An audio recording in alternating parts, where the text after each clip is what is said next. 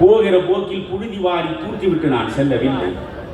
TR பாலுவுக்கு உண்மையிலே நாளை மாலை 4 மணி வரை 6 மணி வரை என்று நினைக்கிறேன் பேசலாம்.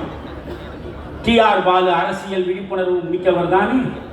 அவர் தானே நாடாளுமன்றத்தில் முருகனை பார்த்து சொல்லி, you are unfit to be a member, you are unfit to be a member of the cabinet, you are ரொம்ப fit,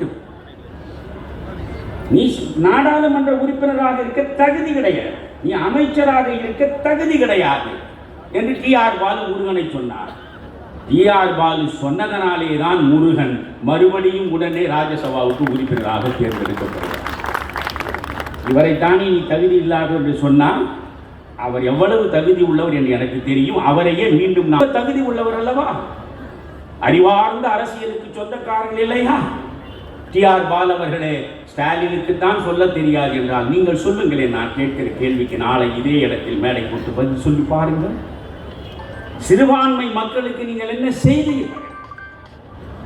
இந்த சிறுபான்மையில் குறிப்பாக இஸ்லாமியர்கள் வடகுலத்தில் வறுமையிலே வாடிக்கொண்டிருக்கிறார்கள் என்று 2006 சச்சார் கமிட்டி என்பதை அமைத்தது மன்மோகன் சிங் அரசு. அந்த சச்சார் கமிட்டியின் அறிக்கை கொடுக்கப்பட்டது. பரவலாக இஸ்லாமிய மக்கள் வாழ்வாதாரத்தின் கீழ்நிலையிலே இருக்கிறார்கள்.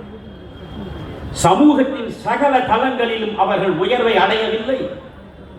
அவர்களை முன்னேற்றுவதற்கு இன்னின்ன திட்டங்களை நீங்கள் நிறைவேற்ற வேண்டும் என்று சச்சார் கமிட்டி 2006 அறிக்கை கொடுத்தது.